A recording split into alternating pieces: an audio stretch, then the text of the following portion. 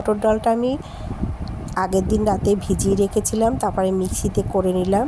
এবার কালো জিরে ফোড়ন দিয়ে ডালটাকে ফাটিয়ে আমি বড়া ভেজে নিলাম। বড়া ভাজতে ভাজতে একটা কথা আপনাদের বলি, আপনারা লাইক করবেন, শেয়ার করবেন, কমেন্ট করবেন, আমার পাশে থাকবেন প্লিজ।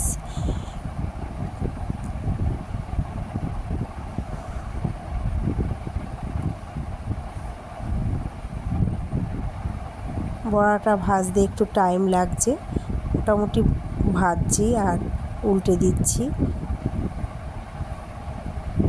এদিকে শিলে আমি মশলা বেটে নিলাম, জিরে, কাঁচা লঙ্কা, আদা, 5 ফোড়ন, তেজপাতা, শুকনো লঙ্কা ফোড়ন দিয়ে আলুটাকে ভেজে নেব আর একটু কাঁচা টমেটো দিয়ে নেব।